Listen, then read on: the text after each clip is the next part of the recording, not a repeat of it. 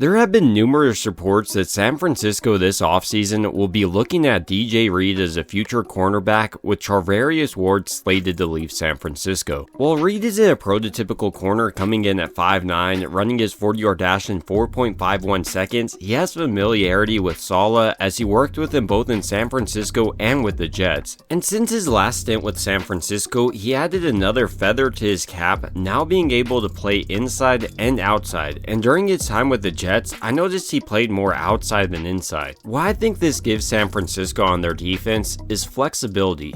With these DBs, now you can really adjust the lineup based on how the offense comes out there. So if you think this week maybe DJ Reed gives you the best chance in the slot with Lenoir just taking outside duties, you can do that. Next week put Lenoir there or Green. But even better, if one of your star players gets injured like Lenoir, then you have a backup in Green and DJ Reed that can both play inside and outside. Another reason Robert Saleh in San Francisco is considering bringing in DJ Reed is he excels at what Saleh wants to do on the defensive side of the ball. Not only can he play cover 4, but in man coverage, he's ferocious. He racked up 32 pass breakups during his time in New York and allowed a passer rating of just 83.3 against him. To further highlight just how dominant Reed is in coverage, last year for the Jets, he allowed a completion percentage of just 58.3% against him. What I love about Reed in this aspect of his game is his ability to get his hands on a wide receiver during the first 5 yards to disrupt his route,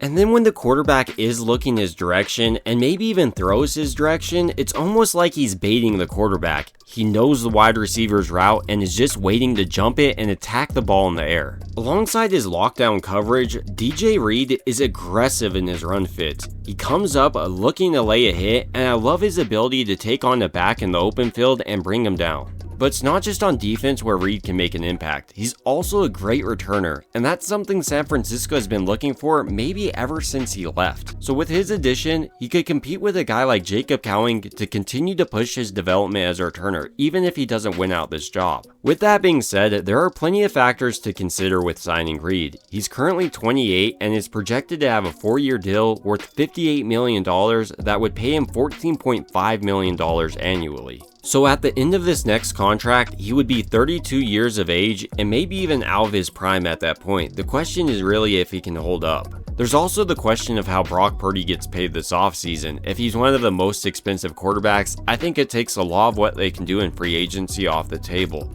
So I think once they determine that, a lot of other chips will follow, maybe like DJ Reed. But ultimately, these are just my thoughts on the reports that San Francisco is interested in signing DJ Reed this offseason, and I'd like to hear your thoughts down below, and if you would sign him for 4 years for $58 million.